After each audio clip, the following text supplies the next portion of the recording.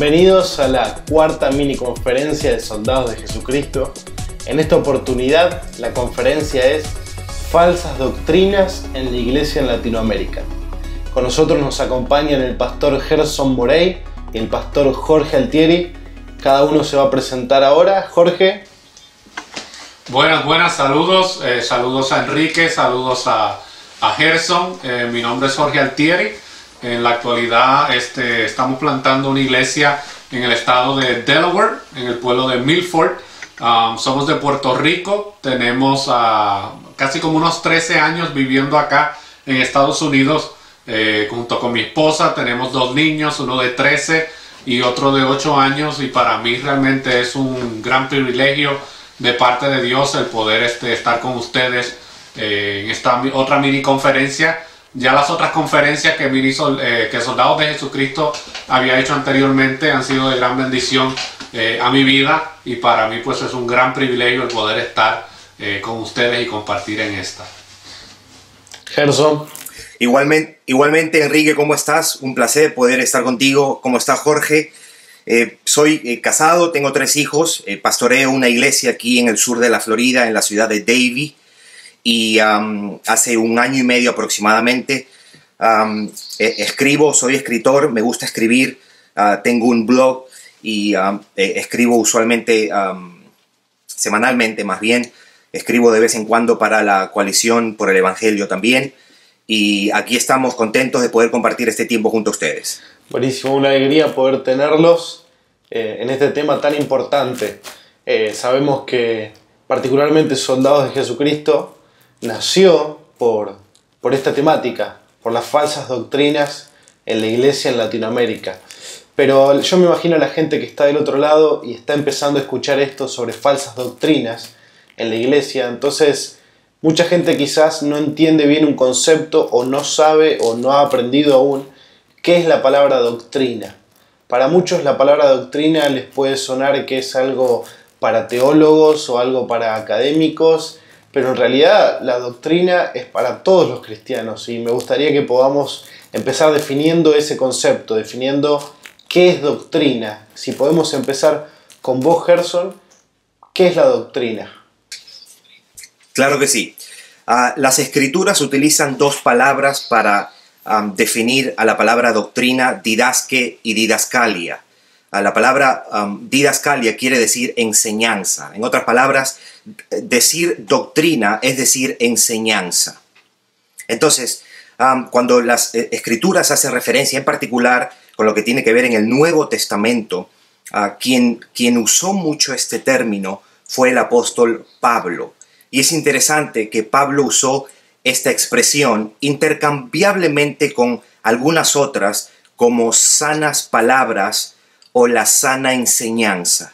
Y fue en el contexto de hablarle a pastores, cuando le hablaba a Timoteo, escribiéndole la primera epístola a Timoteo y la segunda epístola a Timoteo y la otra epístola pastoral a Tito, su hijo espiritual. Él hizo bastante énfasis en esto, lo que es la doctrina y la sana doctrina como tal. Entonces, para responder a tu pregunta, Enrique, la palabra doctrina solamente quiere decir enseñanza. Entonces, vos dijiste sana doctrina. ¿A qué nos referimos cuando hablamos de sana doctrina? Claro que sí. Cuando nos referimos a sana doctrina es sana enseñanza, tomando como referencia lo que la palabra doctrina significa. La sana doctrina es el texto, es la enseñanza tomada del texto bíblico, Enrique, que es tanto fiel a las Escrituras, en otras palabras, es la enseñanza tomada en su contexto y es congruente con todo el tema de las Escrituras. En otras palabras, no se contradice y es útil para el creyente, es útil para el crecimiento cristiano. Podemos tomar como referencia lo que el apóstol Pedro enseñaba. Él decía y exhortaba a los creyentes: desead como niños recién nacidos la leche espiritual no adulterada, para que por ella crezcáis para salvación. En otras palabras, hay una conexión entre lo que es el crecimiento de un creyente y la sana enseñanza. Y él utiliza la analogía de la leche espiritual no adulterada. La sana doctrina será sana en la medida que esté libre de todo error, libre de todo engaño, libre de toda mentira. Amén. Jorge, Gerson dio la definición de sana doctrina. Ahora me quedo con vos y te pregunto, si hay una sana doctrina, ¿hay una doctrina que no es sana? ¿Por qué hablamos de falsa doctrina? Definitivamente. Para que exista el concepto de sana doctrina, tiene que existir a la misma vez el concepto de una doctrina que no es sana. La doctrina sana, por lo menos la doctrina bíblica sana, tiene el propósito de edificar la vida del creyente. Sin embargo, la doctrina que no es sana o la falsa doctrina va a tener el efecto totalmente opuesto. Hay una definición que quisiera compartir en relación al tema de qué es la sana doctrina. Esta palabra doctrina es una palabra que hoy en día no es muy aceptada dentro de muchos círculos evangélicos. Para muchas personas la palabra doctrina son muy reacios a esa palabra, pero es por la falta de información que hay. Si supieran que la Biblia completa es un libro de acumulaciones de enseñanzas y de doctrinas de parte de Dios para con el hombre. Pero hay una definición en relación a lo que es la sana doctrina y lo que no es la sana doctrina. Ya el hermano Gerson había compartido algunas, pero dice: el término sana doctrina se usa en las llamadas cartas pastorales que encontramos en Timoteo y en Tito, así como en expresiones similares, tales como las sanas palabras. La palabra que se usa para sana significa igualiunei, que quiere decir literalmente portadora de salud. O sea que la sana doctrina es el antídoto, la medicina que se requiere para poder estar libres de la influencia de las doctrinas erróneas que propagan los falsos maestros. Así que, ¿cómo se combate la falsa doctrina? La persona y el creyente tiene que tener un buen entendimiento de lo que es la sana doctrina. Ahora, ahí en esa definición que dijiste varias palabras claves que me quedaron resonando. Pero yo tengo una pregunta y quizás me la podés contestar, Jorge, ya que estás hablando de esto. Todas las iglesias cristianas o que se identifican como cristianas, ¿no están predicando cada domingo la sana doctrina? Porque se supone, todos creemos, que todo lo que se predica en un púlpito sale de la Biblia. Si sale de la Biblia, tiene que ser sana doctrina. ¿Me puedes explicar un poco sobre eso?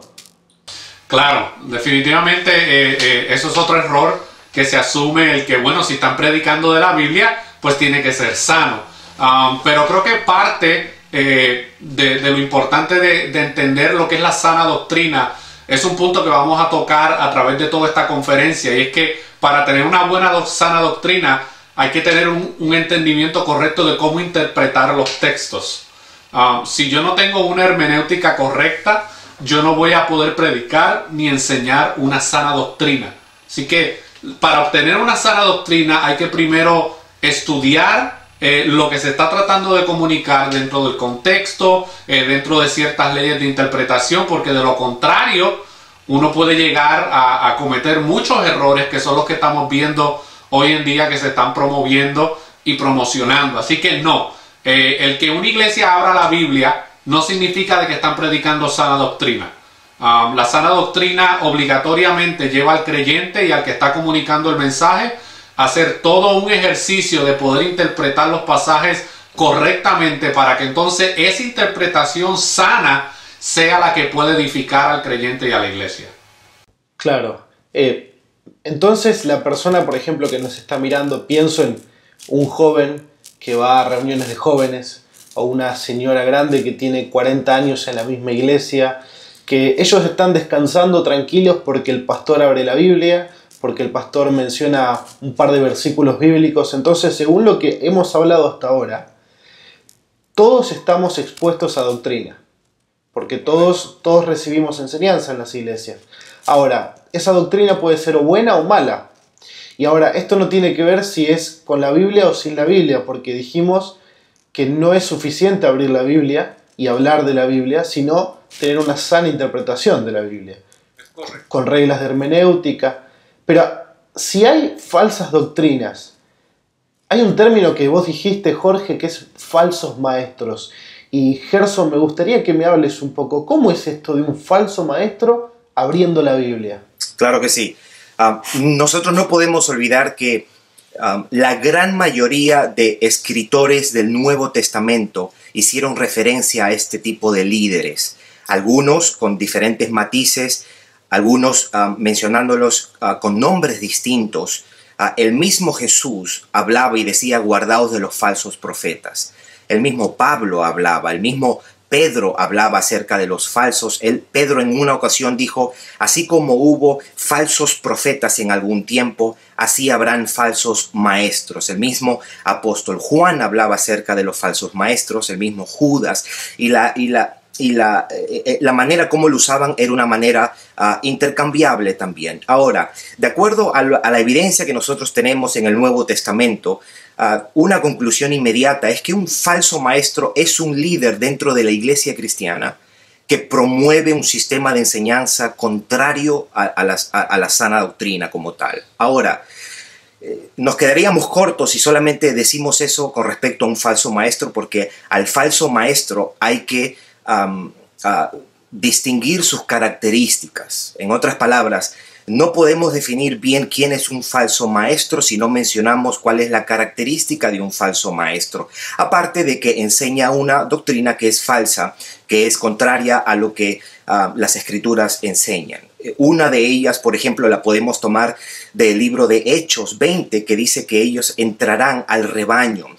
Están en medio del rebaño, simulan ser creyentes. En ocasiones, los falsos maestros van a tener habilidades de obrar señales y prodigios. Es interesante cuando Jesús está enseñando acerca de los falsos profetas, cuando está dando el sermón del monte, él dice: por sus frutos los conoceréis, en el capítulo 7 del libro de Mateo. E inmediatamente después comienza a enseñar lo que dice: muchos me dirán en aquel día: Señor, en tu nombre hicimos esto, en tu nombre echamos fuera demonios, en tu nombre sanamos y demás. Y Jesús le responde: apartaos de mí, hacedores de maldad. Y estaba hablando en el contexto de los falsos profetas. Entonces, un falso maestro es una persona que está en medio de rebaño, es un líder en el pueblo cristiano, probablemente se jacta de tener mucha intimidad con Dios, tendrá la habilidad para obrar milagros, señales, prodigios, pero también hay otra característica muy importante, y que es que tiene una predicación orientada al entretenimiento. Dice, hablarán fábulas, hablarán mitos. Cuando Pablo se refiere a los pastores de Éfeso en el discurso en Mileto, en el discurso de despedida, él le dice que van a entrar hombres y no tendrán compasión del rebaño, no perdonarán al rebaño. Entonces podemos añadir otra característica más, Enrique, con respecto a un falso maestro. Es alguien que no va a tener compasión del rebaño. En ocasiones esclavizan a los creyentes, hacen mercadería de los creyentes. Pedro decía: ellos van a hacer mercadería de vosotros por avaricia. Entonces, todas estas características nos definen a nosotros. Sí, es un líder dentro de la iglesia cristiana, enseña algo contrario a las Sagradas Escrituras, pero aparte de eso, simulan ser personas con mucha intimidad con Dios. Podrán tener la habilidad de obrar milagros, prodigios. Es una predicación en ocasiones orientada a las fábulas, al entretenimiento. No tienen compasión del rebaño, esclavizan a las ovejas, despojan a las ovejas y abusan en ocasiones emocional o espiritualmente del rebaño. Jorge, ¿algo para agregar? Sí, este tema de los falsos profetas, la falsa enseñanza, la gente muchas veces piensa que esto es algo nuevo, es algo contemporáneo, que ahora la iglesia ha tenido que lidiar con esto. Y cuando yo escucho a personas hacer este tipo de afirmaciones, pues uno se da cuenta que no han leído mucho Génesis. El engaño de la falsa enseñanza lo podemos encontrar aún desde Génesis. Muchas veces la falsa enseñanza no es una negación total de las verdades fundamentales del Evangelio o de la Biblia, es simplemente una mezcla entre verdad y mentira. Y en Génesis capítulo 2 y 3 nosotros vemos cómo Satanás logró distorsionar un poco las instrucciones que Dios le había dado a Adán y Eva, y logró introducir una media verdad con una media mentira para poder engañar a Eva y Adán.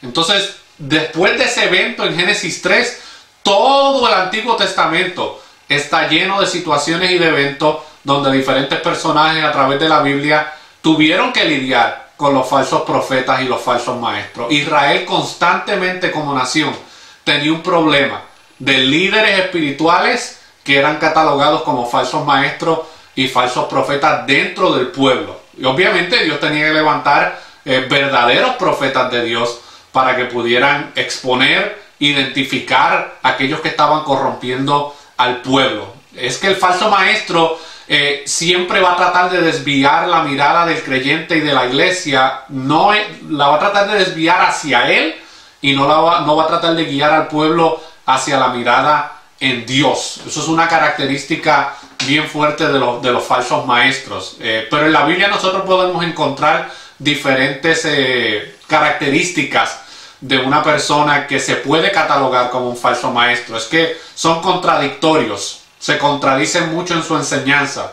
La Biblia describe que también son hipócritas, son personas que realmente no están preocupadas por el bienestar espiritual de la grey ni de las personas que están a su lado, simplemente están interesados en su propia ganancia. Tienen un espíritu de anarquía, ellos no se someten a nada ni a nadie, ellos son la ley, ellos imponen el sistema de reglamentos. Son personas faltas de entendimiento y de espiritualidad, aunque aparentan mucha espiritualidad. La Biblia también los describe como codiciosos, los describe como libertinos, los describe como orgullosos, los describe como infructuosos, y hay toda una serie de descripciones que un cristiano que simplemente abra la Biblia y se compromete a estudiar la Biblia puede ver las características de un falso maestro y de un falso profeta aún en medio de ello. Ahora, yo quiero hacer una distinción entre lo que es un maestro tal vez que esté equivocado en algún punto o tiene algún error versus lo que es un falso maestro. ¿Okay? Hay personas dentro del rebaño y dentro de la iglesia que a lo mejor por ignorancia pueden a lo mejor comunicar algo de una manera incorrecta. Pero la diferencia entre un maestro confundido y un falso maestro, un falso profeta, es que el maestro confundido acepta corrección. El falso maestro y el falso profeta no acepta corrección. Para él lo que él dice es así y se acabó y punto.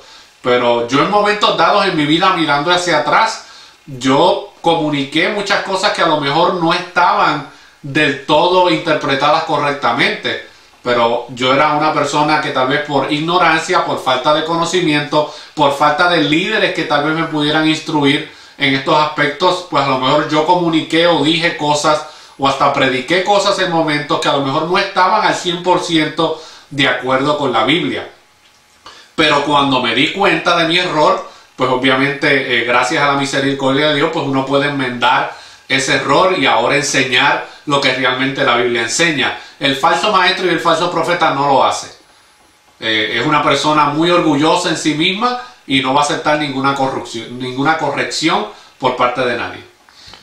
Entonces, ahora que Gerson habló, que vos hablaste, no es que es algo nuevo esto de doctrinas falsas, doctrinas erróneas, falsos maestros. No es algo que ahora está de moda en las redes sociales, que de repente dicen no, pero no juzguéis a nadie. Entonces vemos que la Biblia misma habla de los falsos maestros. Los apóstoles mismos nos advierten de los falsos maestros, de las falsas enseñanzas. Y así como hay verdades en la Biblia que son para nuestra edificación, también estas son para cuidarnos, para guardarnos de estas falsas enseñanzas. Mi pregunta es, si hablamos de falsas doctrinas, hablamos de falsos maestros, ¿qué pasa con la iglesia en Latinoamérica? La iglesia en general, ¿hay falsos maestros? ¿Cómo poder darse cuenta de eso? Bueno, yo quería añadir algo acerca de lo que dijiste del asunto de que el asunto de los falsos maestros y los falsos profetas no es nada nuevo. Es algo bastante viejo, ya lleva siglos. Pero la única diferencia es que hoy tenemos el internet, tenemos las redes sociales, tenemos YouTube. Y falsos maestros que antes, hace unos 20, 30 años atrás, circulaba el cristianismo, la gente no se podía dar cuenta porque no escuchaban sus enseñanzas, no tenían acceso a poder escucharlo. Pero ahora el internet, YouTube, las redes sociales han sido un instrumento que entiendo yo que ha servido a la iglesia para poder identificar a ciertos personajes que se hacen pasar por maestros del evangelio, pero cuando examinan las enseñanzas que uno puede ver y escuchar, uno se da cuenta que son falsos maestros y son falsos profetas. En relación a lo de la iglesia en general, creo que el hermano Gerson ahí puede compartir un poquito más acerca de la condición de la iglesia latinoamericana, que es donde nosotros, el contexto en el cual nosotros estamos trabajando, pero definitivamente la iglesia latinoamericana, Dios está haciendo grandes cosas en medio de ella, pero todavía hay un sector muy grande que está siendo influenciado grandemente por un cristianismo totalmente no sujeto a la sana doctrina. De todas maneras, tomando como referencia la advertencia de Jesús, guardaos de los falsos profetas, y la advertencia que Pablo da de mirar por el rebaño, es evidente que la presencia de falsas enseñanzas y falsos maestros es un peligro inminente. Y la responsabilidad del creyente es la misma, es tener la misma actitud, más bien, que tenían los creyentes en una ciudad en Grecia que se llamaba Berea. Las escrituras nos dicen que inmediatamente Pablo terminaba de predicar y compartir, estos hermanos tomaban las escrituras y de alguna manera corroboraban que lo que Pablo había enseñado estaba en conformidad a la palabra de Dios.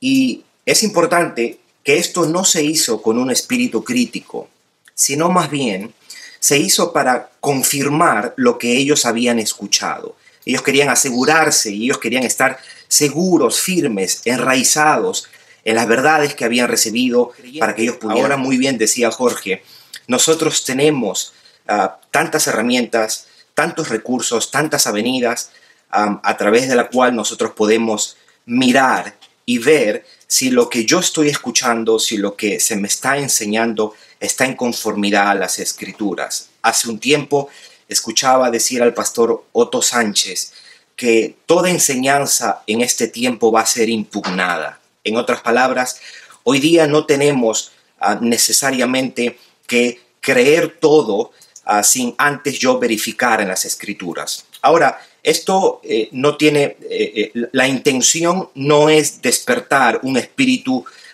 crítico, ni mucho menos, pero sí despertar una responsabilidad en todo creyente. Yo debo asegurarme de que mis convicciones son bíblicas. Yo debo asegurarme que lo que yo estoy escuchando tiene respaldo en las escrituras. Ahora, en Latinoamérica creo que hay un problema serio y yo creo que ese problema da a luz a ciertos otros problemas, dos en particular. Pero creo que la iglesia latinoamericana, y me atrevo a decir también la iglesia hispana aquí en los Estados Unidos, está enfrentando casi el mismo problema y la misma dificultad que enfrentó la iglesia en los tiempos de la Reforma Protestante. Y era el siguiente. Uno de los graves problemas que había entre el pueblo era que había un desconocimiento generalizado de las escrituras. En otras palabras, había lo que pudiéramos llamar como un analfabetismo bíblico.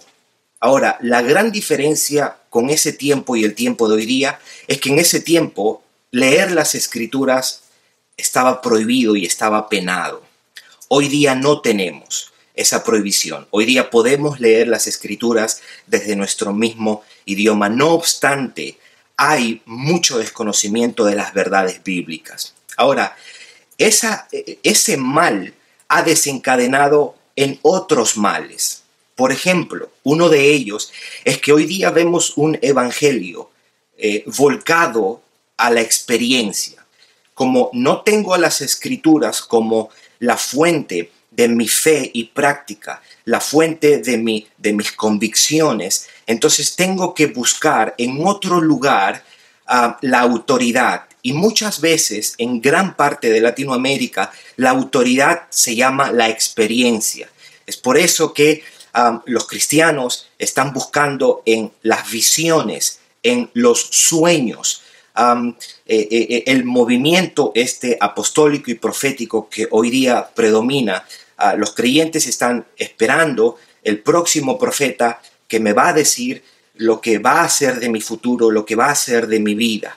Entonces, eso es por un lado.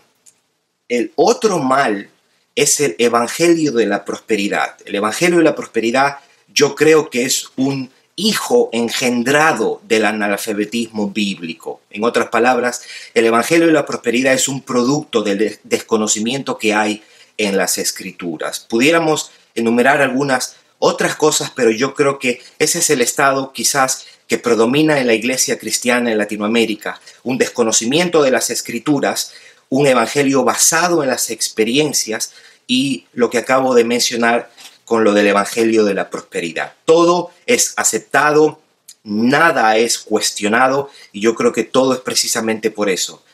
Hay un desconocimiento de las verdades bíblicas. Jorge, ¿por qué crees que existe ese desconocimiento? Si en Latinoamérica creo que la mayoría de los cristianos al menos tenemos 2 o 3 Biblias en nuestra casa. ¿Por qué crees que hay tanto desconocimiento bíblico? Si, como Gerson dijo, en el tiempo de la Reforma era muy difícil leer una Biblia porque estaba penado y también porque no había tantas, pero hoy en día, Jorge, ¿por qué la gente no puede discernir con sus Biblias? Bueno, número uno, porque no la leen. Eso es un problema grande. El cristiano que no lee la Biblia se va a exponer al error y no va a saber cómo combatirlo. La falta de lectura. En adición a eso, el ambiente o la cultura que se promueve en nuestras iglesias hispanas y latinoamericanas no es una cultura de estudio.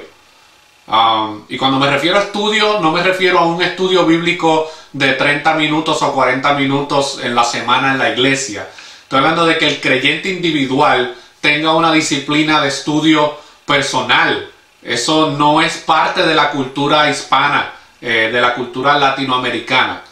Siempre hay tal vez algunos grupos pequeños que se van a algún instituto o deciden estudiar un poco más a fondo, pero el promedio general de nuestras iglesias y de la gente de nuestras iglesias no hay un compromiso serio con el estudio de la Biblia. Pero creo que también hay una desconexión entre la vida cristiana y la palabra de Dios. Muchas personas piensan que pueden vivir su vida cristiana sin necesidad de la palabra de Dios. Y obviamente ahí también entra en lo que dijo Gerson, el asunto de las experiencias.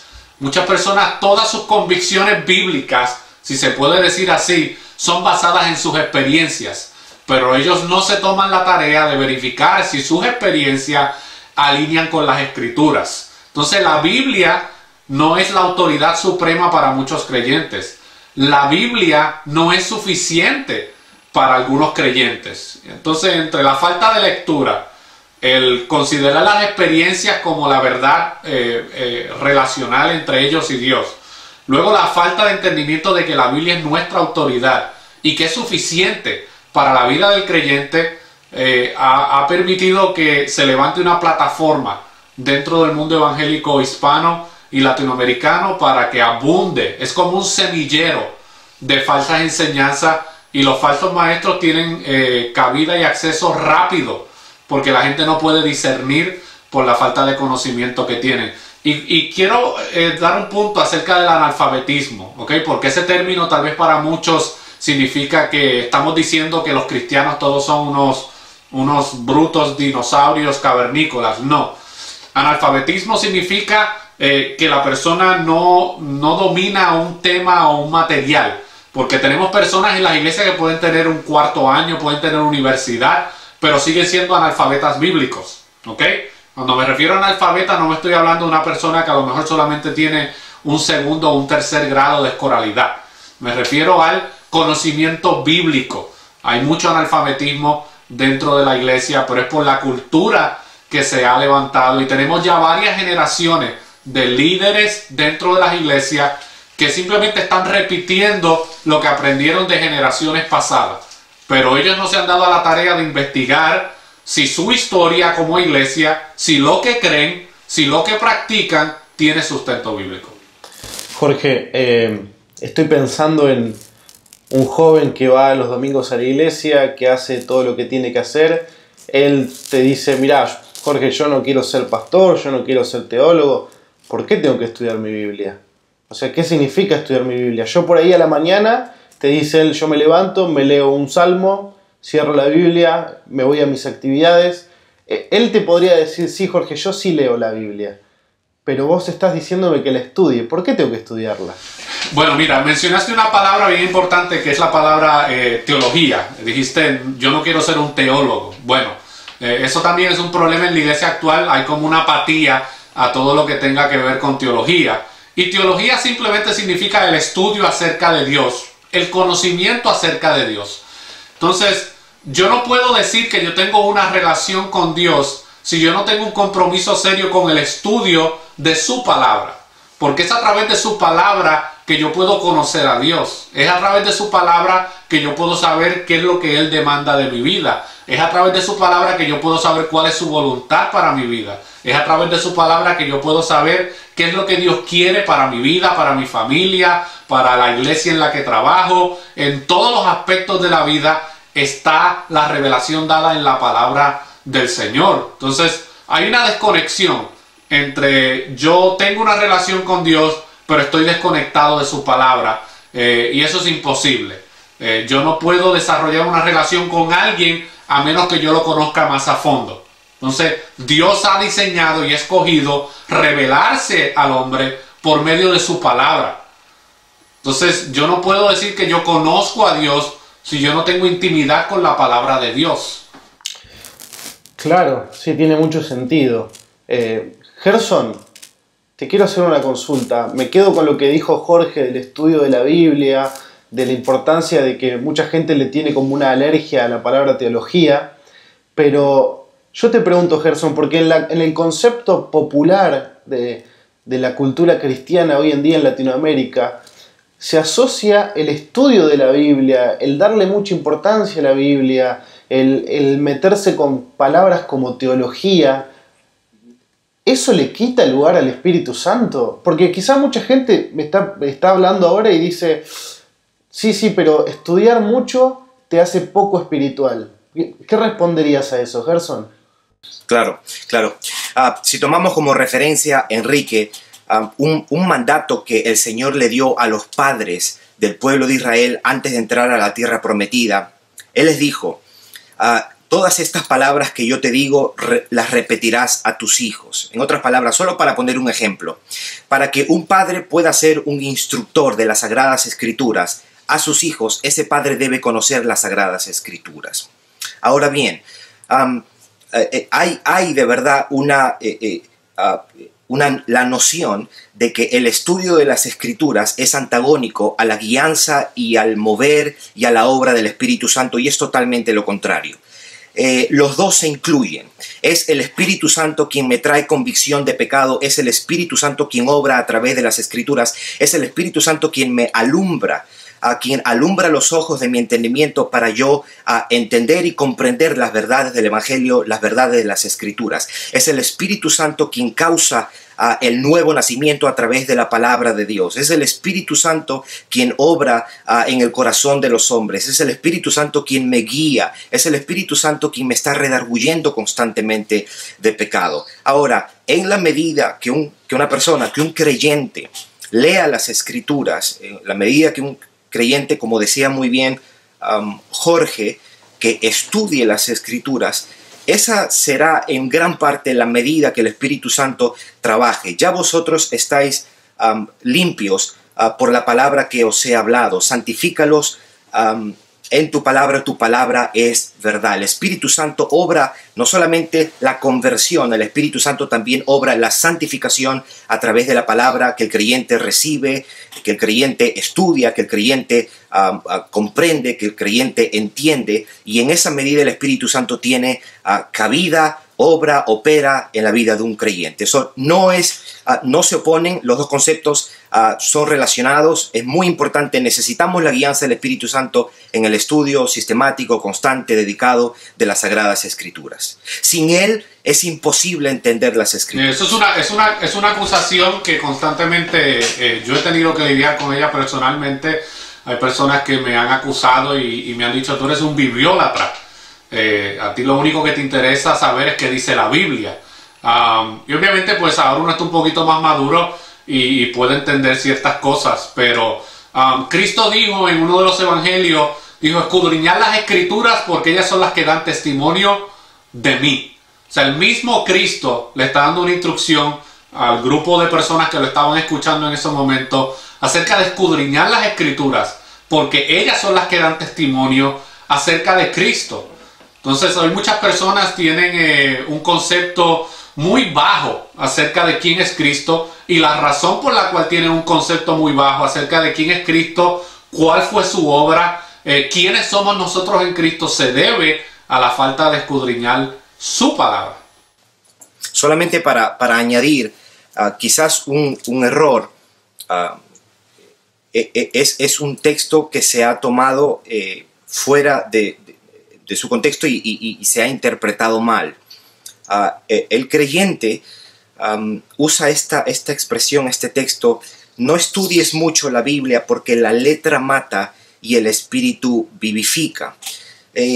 Cuando Pablo le está escribiendo a los corintios, él no está hablando acerca del estudio de las Escrituras. Cuando la Biblia habla acerca de la letra mata y el espíritu vivifica, Pablo está hablando de la diferencia del antiguo pacto y el nuevo pacto. El ministerio de la letra, que es el antiguo pacto, y el ministerio del espíritu, que es el nuevo pacto, el pacto de la gracia. Y por eso decía, la letra mata. El antiguo pacto te mataba, el antiguo pacto te llevaba a la condenación porque no había manera de poder cumplir todas las demandas justas de la ley. Y el espíritu vivifica, estaba hablando de que el ministerio del espíritu, el nuevo pacto, el pacto de la gracia, es el que trae vida. Yo me imagino que muchas personas que están escuchándolos a ustedes dos ahora y que han aprendido mucho de esa cultura popular cristiana que tenemos en Latinoamérica, ahora están diciendo: wow, mucho de lo que yo estaba entendiendo de mi apatía a las Escrituras tenía que ver con que yo creía que no era espiritual, yo creía que la letra mataba, yo creía que no había falsos maestros, yo pensé que todos jugábamos en el mismo equipo, por decirlo de una manera. Me quedo con vos, Gerson, todavía, y te hago una última pregunta para cerrar esto sobre la condición espiritual de la iglesia en Latinoamérica. Te pregunto, Gerson, ¿hoy hay iglesias o muchas personas que creen que están viviendo un cristianismo, pero que en realidad no es el cristianismo bíblico? Sí, 100%. Obviamente, una mala enseñanza va a derivar en una mala conducta, una mala práctica. Es interesante, Enrique, que Pablo reprende el carácter y la conducta de dos iglesias en particular, a los Corintios y a los Gálatas. Y es interesante que ambas iglesias tenían problemas doctrinales. En otras palabras, de la manera como creo, así yo vivo. Si yo recibo una enseñanza que es contraria a las Escrituras, por más que yo vaya a la iglesia, por más que sea un cristiano nominal, si yo creo mal, yo viviré mal. Si yo creo el error, mi conducta va a ser congruente con ese error. Entonces, sí, la respuesta es sí, Enrique. Hay mucho creyente que puede pensar que estamos viviendo un cristianismo bíblico y no necesariamente lo estamos viviendo. El cristianismo bíblico, si nosotros tomamos como referencia no solamente el libro de los Hechos, tomamos como referencia las epístolas, el carácter del creyente es un carácter piadoso. El creyente es un hombre que vive en santidad, que vive a la luz de su esperanza. El creyente es una persona que es consciente y vive dignamente al evangelio, digno de la vocación con la cual ese creyente fue llamado. Los creyentes del primer siglo eran creyentes que vivían su fe vivían una fe bíblica, un cristianismo bíblico, a pesar de las condiciones en las que ellos se desarrollaron. Un contexto de mucha persecución, un contexto donde no era popular ser creyente. En ese tiempo, decir Jesucristo es el Señor significaba muerte, significaba persecución.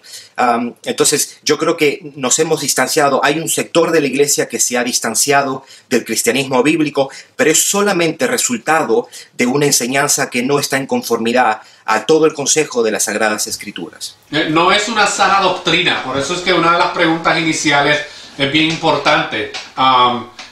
Si tú tomas a un niño y todo lo que tú le alimentas es comida chatarra, aquí en Estados Unidos le llaman fast food, todo lo que le alimentas todo el día, tarde y noche, es comida chatarra o junk food, como dicen los americanos. Tal vez los primeros 15, 20 años de su vida, 25, no se van a ver los frutos de la mala alimentación que ha tenido ese niño, pero ya cuando va entrando en edad, se empiezan a ver los síntomas, comienzan como dicen en Puerto Rico, comienzan a reventar las enfermedades por todos lados. Pero hay esperanza en medio de toda esta situación, pero la curación para la iglesia latinoamericana e hispana es regresar a la sana doctrina, es regresar a las escrituras. Mi vida es un testimonio de eso. Yo llevo desde muy pequeño dentro de la iglesia y yo no quiero sonar como que yo toda mi vida cristiana he tenido el entendimiento que tengo ahora de las escrituras. No, hubo tal vez unos 7 años, 8 años atrás donde yo también formaba parte de un cristianismo muy alejado de la sana doctrina.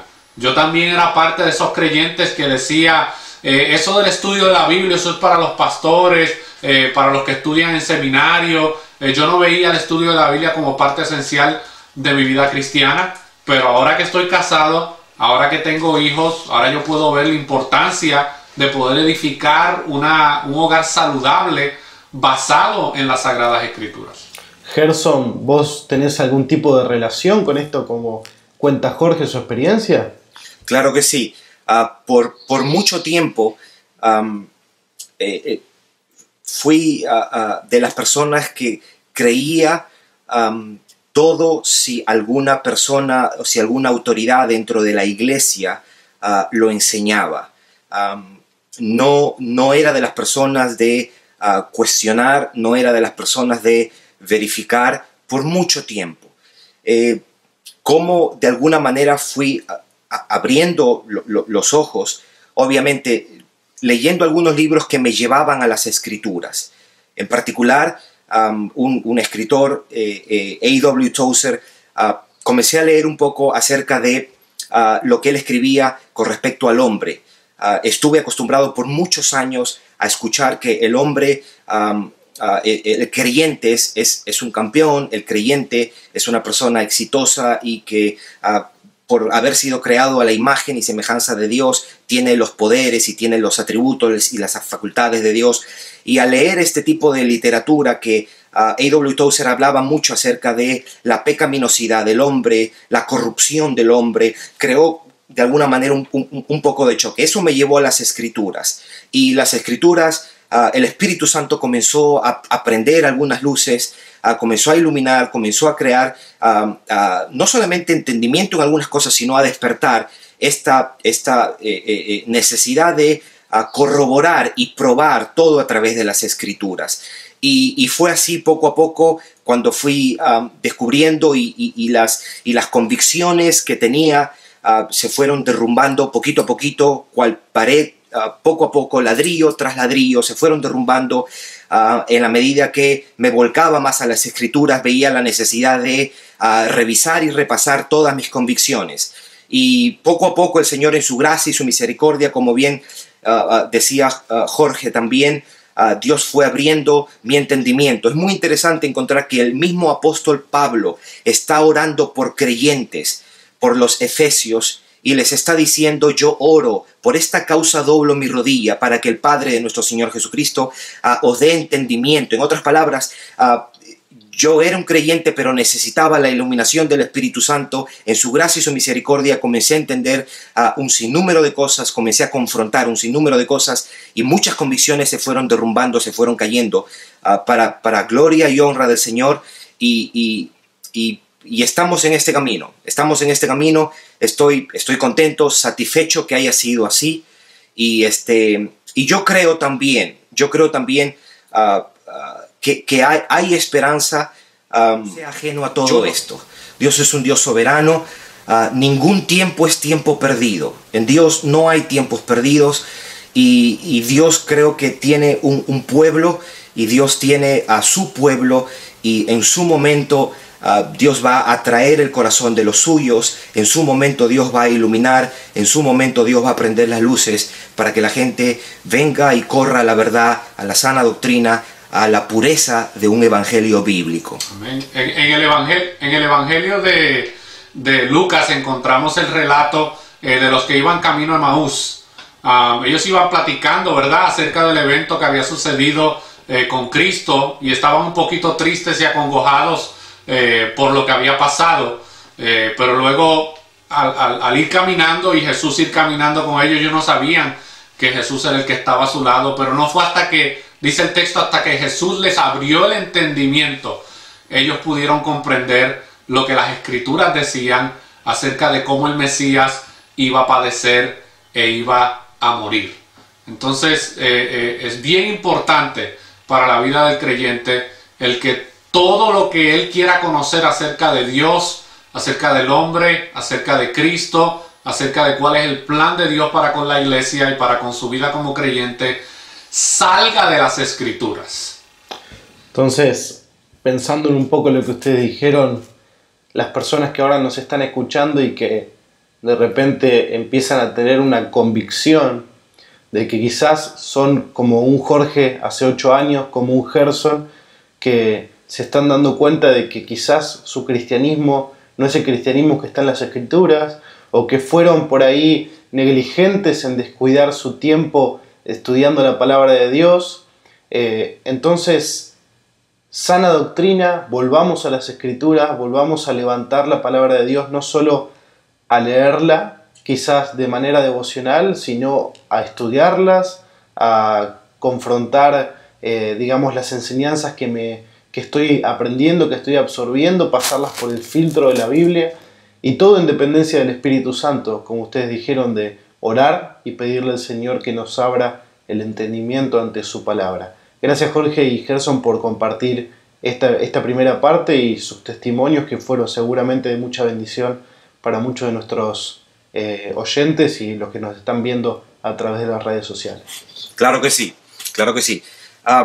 La Biblia dice en el libro de Efesios capítulo 6, nuestra lucha no es contra sangre ni carne, sino contra principados y potestades. En efecto, sí tenemos una lucha espiritual, si se quiere usar una batalla espiritual. Pablo en ocasiones hablaba también de he peleado la buena batalla, la batalla de la fe como tal.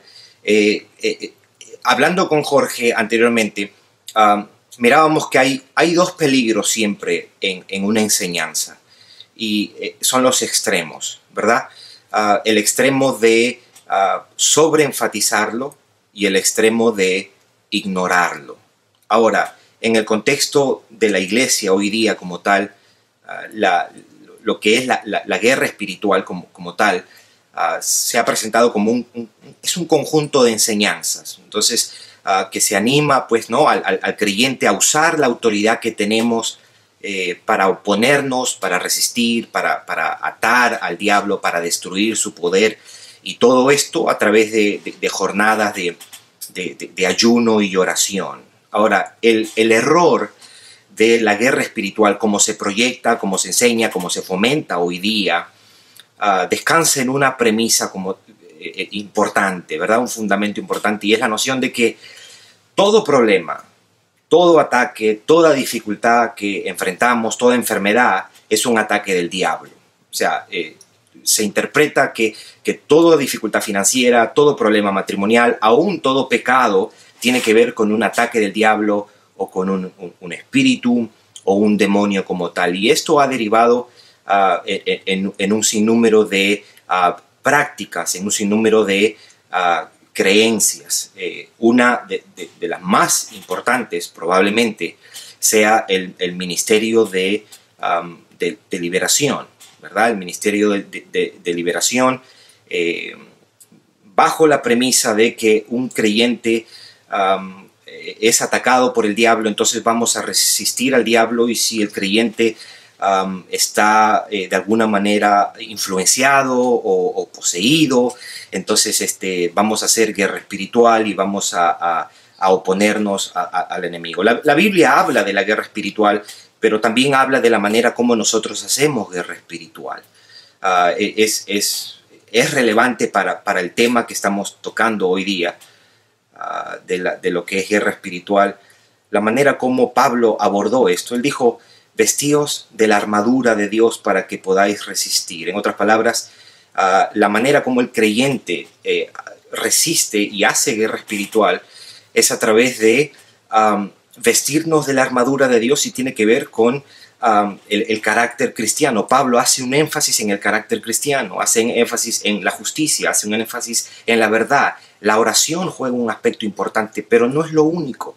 El carácter cristiano es la manera como un creyente va a resistir, va a hacer guerra espiritual. El apóstol Santiago lo definía muy bien cuando él decía: someteos a Dios, resistir al diablo, y el diablo huirá de vosotros. Entonces hay una secuencia ahí.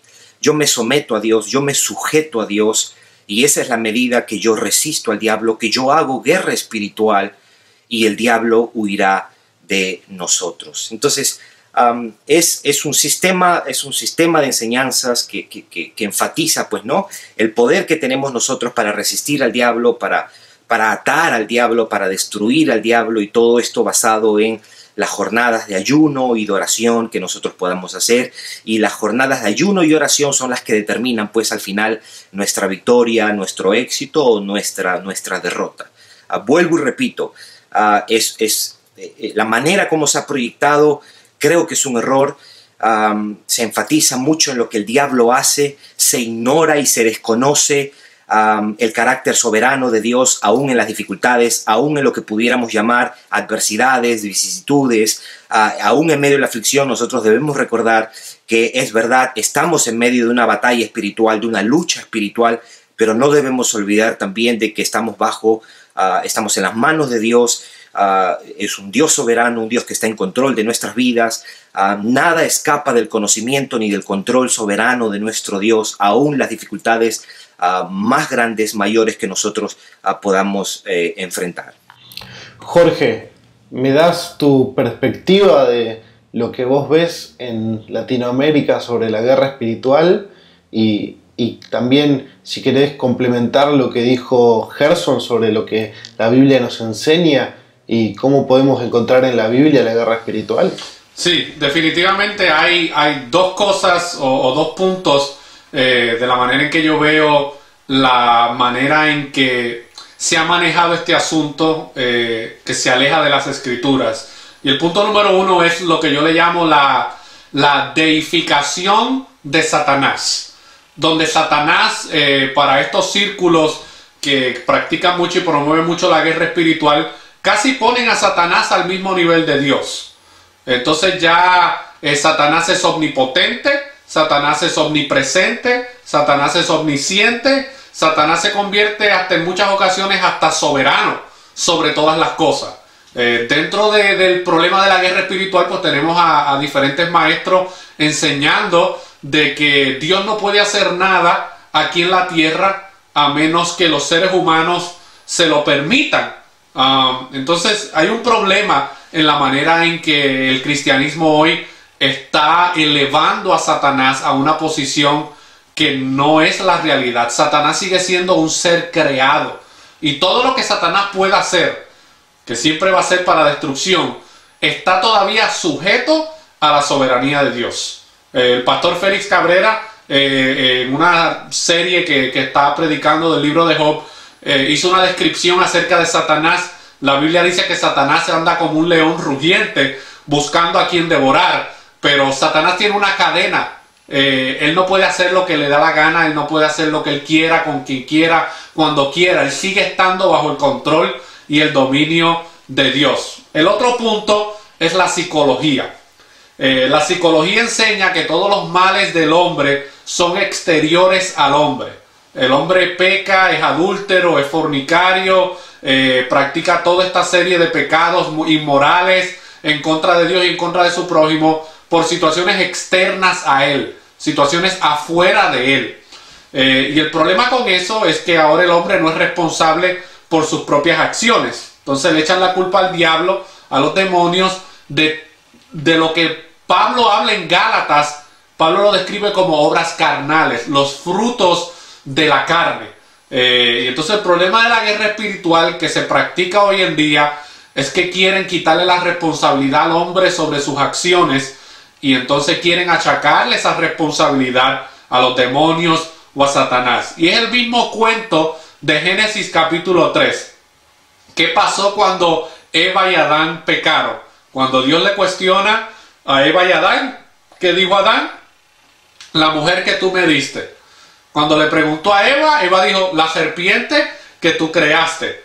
Entonces el problema de la guerra espiritual hoy en día es que los cristianos no están asumiendo la responsabilidad de sus actos. Entonces dentro de este sistema pues le enseñan a la gente que si tú mientes es porque tienes un espíritu de mentira. Si tú usas droga es porque tienes un espíritu de narcotráfico o de drogadicción dentro de ti, cuando la Biblia claramente describe todas esas cosas como obras carnales. Ahora, una cosa es que las personas sean influenciadas por medio de los pensamientos, de los dardos que a veces el enemigo lanza, pero hay una distinción bien importante, es que hay que diferenciar entre un no creyente y un creyente. Un no creyente está bajo el control total y absoluto de Satanás, pero un creyente verdadero no lo está. Un creyente puede ser tentado por Satanás, pero también puede ser tentado por su propia concupiscencia, como habla Santiago en su epístola. Entonces el problema de la guerra espiritual es que le quita la responsabilidad a los creyentes de luchar contra sus propios deseos carnales, y entonces tratan de espiritualizar todo lo que le pasa y de echarle la culpa a Satanás. Ahora, este problema de la guerra espiritual lleva a prácticas que no se encuentran en la Biblia. Pablo dice en Efesios de que nuestra lucha no es contra carne ni sangre, no es contra, nuestras armas no son carnales. Sin embargo, muchas de las herramientas que se usan en la guerra espiritual de hoy son métodos carnales. No son métodos espirituales como someterse a la voluntad de Dios, buscar a Dios, inquirir en su presencia, permitir que el Espíritu Santo siga santificando nuestras vidas. Nada de eso se promueve en estos círculos donde la guerra espiritual es el hot topic del culto y de toda la semana.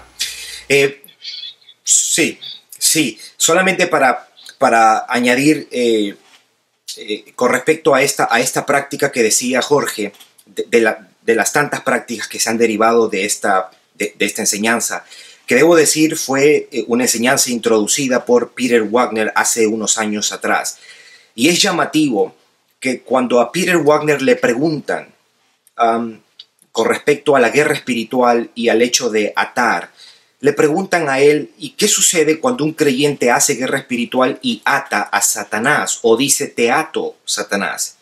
Y él responde de esta manera: en realidad en el mundo espiritual no sucede nada, pero nos ayuda a nosotros a crear una animosidad y a resistir en nuestro corazón todo lo que el diablo. Es como una forma de protesta, de que no acepto lo que el diablo está haciendo. Entonces, el padre de la guerra espiritual entiende que no hay fundamento bíblico, que no hay ningún efecto cuando nosotros atamos al diablo, cuando oramos y decimos te ato, Satanás, y es una práctica que no está en las escrituras, tomada obviamente fuera de su contexto desde las escrituras. Se usa mucho la analogía que usó Jesús cuando dijo nadie puede entrar a la casa del hombre fuerte si antes no le ata, y después de haberlo atado entonces lo despoja de todos sus bienes, pero ignorando el contexto. de que en ese momento Jesús estaba echando fuera un demonio y la gente, los judíos lo acusan y le dicen, tú estás echando fuera un demonio por el príncipe de los demonios. Y él les explica a los judíos y les dice, ¿cómo puede Satanás echar fuera a Satanás? ¿Cómo puede una casa estar dividida entre sí misma? Tal casa no va a poder permanecer. Y él dice, y él está defendiéndose de alguna, si lo podemos decir así, y él dice, no puede nadie entrar a la casa del hombre fuerte y quitarle sus bienes, si no viene uno más fuerte. Él estaba haciendo una referencia a Jesús. Eso no aplica para los creyentes. Lo que él estaba diciendo es, yo, el hombre más fuerte que Satanás, yo he venido a atarlo y yo estoy despojando. Yo estoy despojándolo del botín, de los bienes. Yo estoy quitándole la gente que él tiene. Y basado en ese texto, que es mal usado, y combinado con el libro el texto en Mateo 18, cuando dice, todo lo que tú atares aquí en la tierra será atado en los cielos, y todo lo que tú desatares aquí en la tierra será desatado, que también se ha usado como un sustento para la guerra espiritual y para atar el diablo. Es también otro texto, otro pasaje tomado fuera de su contexto, porque estamos hablando de Mateo 18, cuando Jesús le está enseñando a los discípulos lo que conocemos ahora como la disciplina eclesiástica. Lo que Jesús le estaba diciendo a la iglesia, a los discípulos, era lo siguiente: si tu hermano ha pecado, vete, repréndelo; si no, llama a otros testigos; si no, dilo a la iglesia; y si no escucha, entonces tenlo por gentil y publicano. Todo lo que tú atares, en ese contexto le dice, en la tierra será atado, y todo lo que tú desatares será desatado. Estaba hablando de la disciplina eclesiástica. Si tú expulsas a esta persona porque no se ha dejado corregir, no quiere ser enseñado, instruido, corregido, entonces el cielo va a respaldar la disciplina que nosotros hagamos aquí. Todo lo que tú atares será atado en los cielos, todo lo que tú desatares será desatado en el cielo. Ese respaldo que el cielo le da a la iglesia en la tarea de disciplinar, en la tarea de corregir a los hermanos que están en pecados dentro de la iglesia. Estaba pensando, ustedes mencionaron prácticas que hoy se usan comúnmente para hablar de guerra espiritual. Todos sabemos, vemos mucho en las redes sociales, hay sitios web completos, hay eventos que se promocionan como eventos de guerra espiritual, eventos donde se promueven o se venden o se promocionan como eventos que van a desatar a una nación, como que van a liberar a un país de las garras del diablo. Yo he visto quizás grupos que fomentan rodear ciudades echando aceite o clavando estacas con decretos proféticos, o encuentros que se hacen donde dicen que si vos vas a esos 3 días de encuentro vas a salir completamente liberado, donde la salvación no importa si vos sos creyente o no, porque necesitas ese proceso de liberación. Es como que lo que Cristo hizo te dio una entrada, pero no te dio todo, ¿no? Es como eso lo que vemos hoy en día. Gerson, ¿cuál es tu perspectiva con respecto a eso? Después me voy con vos, Jorge. Claro que sí. Debemos empezar diciendo qué es lo que dice y qué enseñan las Escrituras con respecto a nuestra conversión.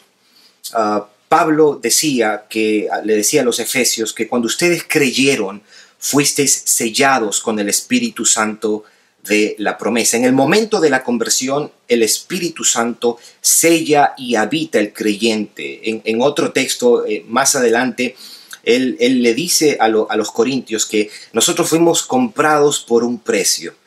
Le dice, porque nosotros somos el templo de Dios, el templo del Espíritu Santo. En un sentido muy real, el creyente desde el momento de su conversión es sellado, es habitado, es pertenencia de Dios. Podemos decir en un sentido que el creyente es poseído por el Espíritu Santo, tomado por Dios, habitado por el Espíritu Santo. Entonces, para responder a la inquietud de si un creyente, por ejemplo, puede ser habitado por un demonio o puede estar poseído por un demonio para que lo llevemos a estos sitios a hacer liberaciones y demás, no. las escrituras no enseñan en ningún pasaje de un creyente poseído por demonios. El mismo el apóstol Juan hablaba y decía que aquel que ha sido engendrado por Dios, el maligno no le toca. Entonces, como hacíamos la distinción, es cierto que el creyente puede ser influenciado, como decía hace un momento Jorge. Claro que puede ser influenciado, pero una cosa es decir que es influenciado por Satanás, otra cosa es decir que ha sido poseído por Satanás al punto de despojar al creyente de sus facultades, despojarlo de su voluntad como tal.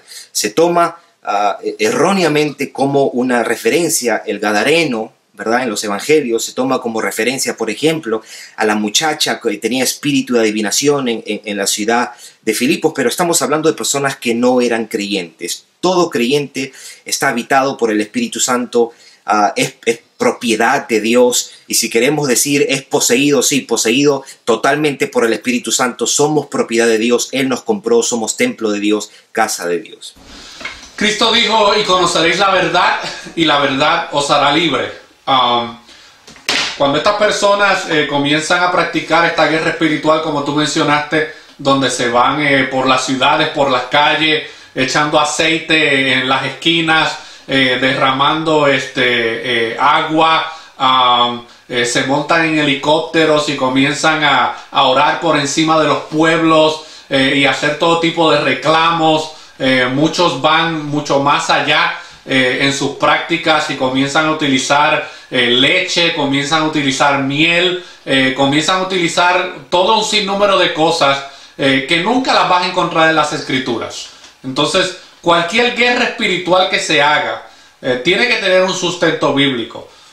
Y una pregunta que yo siempre le hago a las personas que están envueltas en este movimiento: ¿Cristo practicó alguna de estas cosas? ¿Las enseñó a sus discípulos? ¿Los discípulos utilizaron alguno de estos métodos a la hora de predicar? No. Lo que trae liberación a una vida y lo que trae liberación espiritual a una nación, a un pueblo, a una ciudad, es el mensaje del evangelio. Entonces, el problema que tenemos con este énfasis en la guerra espiritual es que no hay evangelio en lo que ellos enseñan y predican. Por ende, no puede haber verdaderamente liberación. Así que todas esas prácticas que vemos hoy en día, que si la escoba ungida, que si el paño ungido, todas esas cosas son cosas que rayan en el misticismo y en la superstición. No tienen sustento bíblico, no son cosas que tú puedes decir: yo puedo encontrar esta o X práctica en el Nuevo Testamento, porque no la van a encontrar.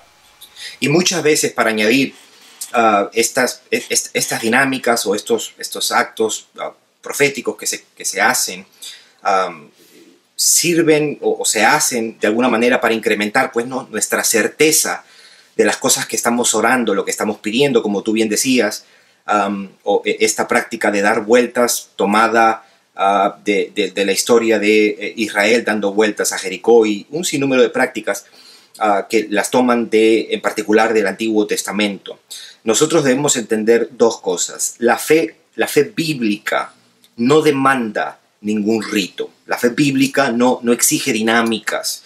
La fe bíblica es un entendimiento de las verdades bíblicas como tal, y es nuestra confianza en estas verdades. Ahora, la oración y la petición en las Escrituras tampoco exigen esto. Cuando nosotros miramos las distintas oraciones en el Nuevo Testamento, vemos un patrón que incluye lo que es el ruego y la petición. Aun cuando los discípulos, por ejemplo, estaban de alguna manera amedrentados porque les habían producido, ellos oraron y ellos le dijeron: Señor, te pedimos valor.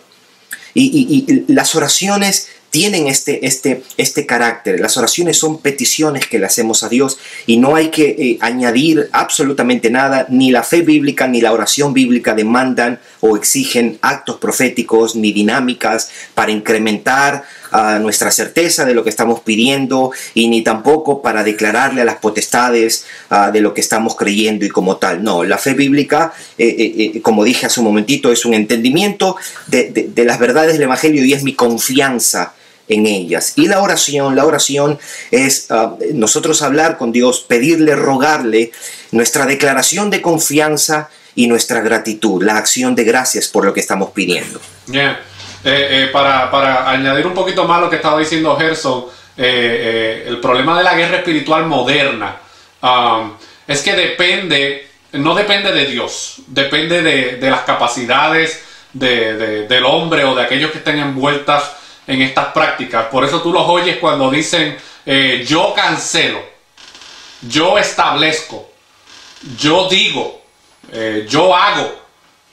Entonces el evangelio del yo, la guerra espiritual del yo, cuando el mismo el mismo Jesús, cuando tuvo que lidiar en su guerra espiritual con Satanás en el desierto y a lo largo de su ministerio, pero específicamente en el relato de Satanás y Jesús en el desierto, ¿cómo fue que Jesús peleó esa guerra espiritual que él estaba teniendo con Satanás? Lo hizo por medio de las Escrituras. Cada vez que él era tentado en alguna manera, él no decía yo cancelo tus palabras, Satanás, yo decreto tal cosa sobre tu vida, Satanás. No, él decía como dicen las Escrituras. O sea, Jesús tenía un entendimiento claro en su humanidad de que él dependía de la voluntad del Padre en su vida y que él dependía de lo que Dios ya había dicho en su palabra. Y Jesús confiaba en las promesas que Dios había dado en su palabra y él se apoderó de esas promesas para poder obtener la victoria contra Satanás. Estaba pensando en muy buenas respuestas que nos dieron y nos da mucho para pensar. La gente que está en sus casas mirando esta conferencia debe estar trayendo memoria cosas que ha visto, cosas que ha vivido. Y yo me pregunto, muchas de estas prácticas nosotros también las encontramos en la cultura popular latinoamericana, fuera del cristianismo. Lo encontramos en la superstición, en el misticismo, donde, por ejemplo, andar con una cinta roja te guarda de la envidia, o de esa cultura popular que hay. Yo me pregunto, ¿no habrá una mezcla? Porque hablamos al principio que todo esto de errar se basa en no estudiar las Escrituras. Si nosotros no estudiamos las Escrituras, de algún lado sacamos nuestras bases para hacer las cosas que hacemos. Mi pregunta es, brevemente, y podemos avanzar un paso más en el tema, pero una pregunta corta, el que quiera contestar la agarra, pero ¿hay una fusión entre la cultura popular y la ignorancia de las Escrituras? Sí, la hay. Hay que estar muy ciego espiritualmente o hasta terrenalmente para no darse cuenta de que hay una mezcla muy grande entre el misticismo y la superstición secular y lo que está pasando en muchas congregaciones y en muchos círculos evangélicos hoy en día. Hay mucha gente que llega al evangelio o llega a las iglesias por muchas razones y a lo mejor vienen de un contexto religioso donde había una combinación de todas estas prácticas supersticiosas y de misticismo que a lo mejor vivieron desde su infancia. Entonces llegan a sitios donde ven a predicadores, a maestros, a pastores que están haciendo un énfasis muy grande en el aspecto de la guerra espiritual, y entonces por la falta de desconocimiento que hay de las Escrituras quieren implementar cosas que están relacionadas a la brujería, a la hechicería, a la santería, las maquillan con 2 o 3 versos bíblicos ahí sacados de contexto, las unen y entonces la convierten en una práctica nueva dentro de la iglesia. Pero sí, al igual que en la época antes de la Reforma y durante la Reforma, la iglesia y el mundo estaba invadido por una superstición y un misticismo increíble.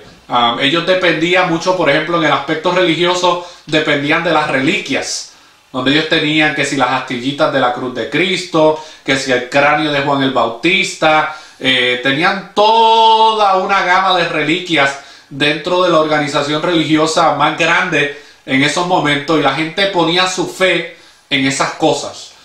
Pues también esa mentalidad existe en el mundo evangélico hoy, donde la gente le da poderes espirituales a cosas o a ciertas maneras de hacer unas cosas, y encontramos en el Nuevo Testamento que los apóstoles no predicaban ni enseñaban estas cosas. Ellos dependían exclusivamente del poder de Dios para hacer las cosas que hacían. Jorge, dijiste una palabra y inevitablemente me lleva a poner un cambio más y avanzar más rápido. Dijiste apóstoles.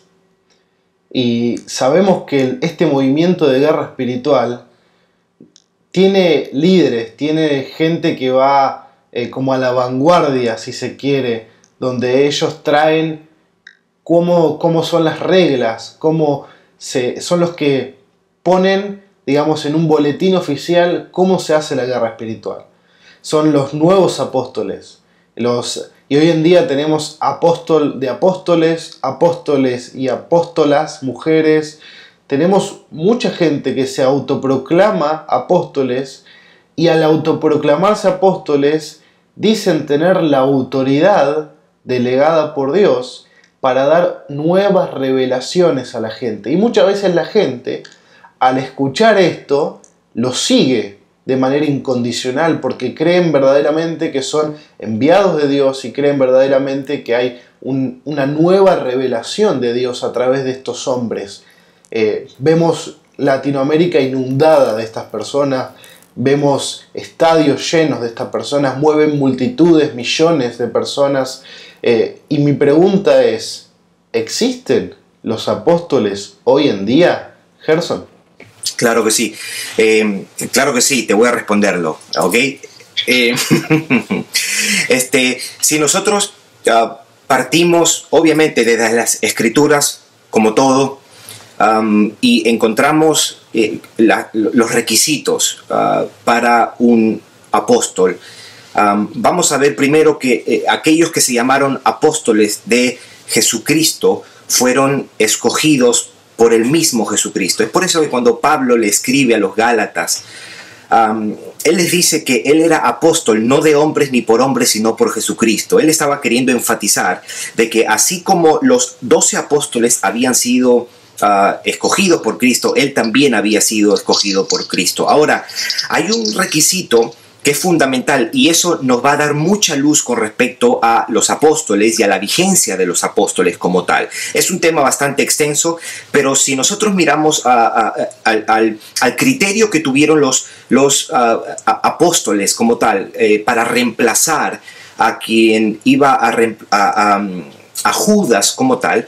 ellos dijeron que es necesario que uno de aquellos que ha estado con nosotros desde la resurrección sea hecho testigo con nosotros. En otras palabras, solo una persona que ha visto a Jesucristo llena el requisito para ser un apóstol de Jesucristo. Y esto era tan entendido, era tan aceptado que el mismo Pablo, cuando está defendiendo su autoridad apostólica ante los corintios, él les dice a los corintios: a mí se me apareció Cristo. Es más, él lo dice, al último, como a un abortivo se me apareció a mí. Lo que él estaba tratando de decir es, yo he visto a Cristo, yo lo vi. Se entendía que para ser un apóstol de Jesucristo había que ser testigo, haber visto al Cristo resucitado. Solamente con eso entendemos que ninguna persona, después de la muerte del último apóstol, que se entiende fue el apóstol Juan, ninguna otra persona llena ese requisito para ser un apóstol. Pero si a eso le añadimos algunos otros requisitos más, como por ejemplo el tener las señales y prodigios. El mismo Pablo, escribiéndole a los corintios, él dijo que las señales de un apóstol se han hecho a través de mí, por señales, prodigios y milagros. ¿Qué cosa quiere decir eso? Los apóstoles de Jesucristo fueron hombres dotados con un poder sobrenatural para obrar milagros. Obviamente había una razón para esto. La razón era legitimar el mensaje que ellos estaban comunicando. Ahora, ¿qué pasaba? El tipo de don, si se quiere, el tipo de poder más bien que estos hombres tenían era tal que ninguna enfermedad, ninguna persona enferma permanecía enferma. Ellos oraban y las personas se sanaban, los ciegos miraban, los paralíticos se levantaban, los sordos oían era un poder sobrenatural, al punto que la sombra de los apóstoles sanaba. Bueno, esa clase de poder, esa demostración sobrenatural de poder, porque el mismo en el libro de los Hechos nos dice que Dios estaba obrando milagros sobrenaturales, extraordinarios, a través de Pablo. Bueno, esa clase de poder, esa concentración de poder, si queremos utilizar esa expresión, que hubo en el libro de los Hechos de mano de los apóstoles, no las hay hoy día. Y yo digo, y esto quiero ser bien enfático, porque si alguna persona se atribuye esta clase de señales y prodigios, tal persona debería estar en los lugares donde hay muchos enfermos, en los hospitales de cáncer. Sí, porque muchos de los nuevos apóstoles se jactan de tener estas mismas señales y prodigios. No. Dios dotó a estos hombres y fue un oficio. El oficio apostólico fue un oficio único y fue un oficio irrepetible. Ellos cumplieron una labor. Ahora, ¿cómo lo miramos esto a la luz de textos como Efesios 4:11, donde dice que Dios dio a los apóstoles? Bueno, no debemos olvidar que en el mismo libro de Efesios, en el capítulo 2, versículo 20, dice que la iglesia, nosotros estamos edificados sobre el fundamento de los apóstoles y de los profetas, queriendo decir que fue un ministerio fundacional, fue un oficio fundacional. Dios estableció este ministerio para fundamento de la iglesia, y el fundamento se coloca una sola vez. ¿En qué sentido ellos colocaron este fundamento? A través de las enseñanzas que ellos trajeron, porque el apóstol y el profeta no son fundamento. El libro de 1 Corintios 3 nos dice que es Cristo nuestro fundamento. Entonces, ¿en qué sentido ellos echaron los fundamentos de la iglesia? A través de las enseñanzas que ellos trajeron acerca de la persona y de la obra de nuestro Señor Jesucristo. Damos gracias a Dios por ese don que fueron los apóstoles, pero hoy día no existen apóstoles como tal. Eso fue un ministerio, un oficio único e irrepetible. Ahora, para terminar y darle paso a Jorge, me gustaría solamente añadir algo. Una mirada a la historia de la iglesia cristiana nos va a salvaguardar. Porque es interesante que el libro de los Hechos, empezando por ahí, en el capítulo 12, dice que cuando el apóstol Jacobo fue asesinado, fue decapitado, los apóstoles que quedaron no reemplazaron a este apóstol.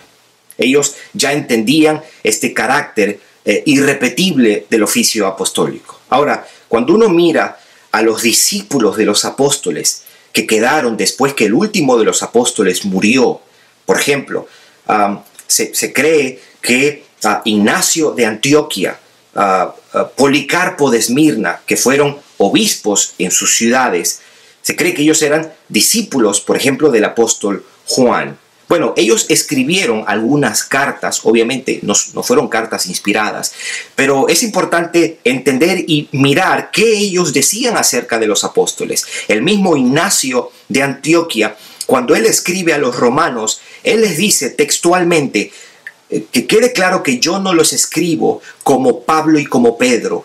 Ellos eran apóstoles, yo soy un simple reo, yo soy un simple convicto. En ese momento Ignacio de Antioquía estaba preso y estaba camino a Roma, y él les escribe a estos hermanos, a estas iglesias, y él reconoce y él dice, no, es que este oficio es un oficio muy elevado. Él tenía en alta estima esto, y ninguno de los líderes de la iglesia cristiana, desde Ignacio, Ireneo, Agustín y todos los grandes hombres de Dios, hasta la Reforma Protestante y hasta Jonathan Edwards, John Owen, todos estos hombres que son nuestros padres en algún sentido, ninguno de ellos se atribuyó el nombre de apóstol, ninguno de ellos se atribuyó el nombre de profeta. Discúlpame que me haya extendido, pero creo que era importante hacer énfasis en esto. La verdad es muy claro todo lo que vos nos das y la transición de todo este tema. Jorge, te hago una pregunta.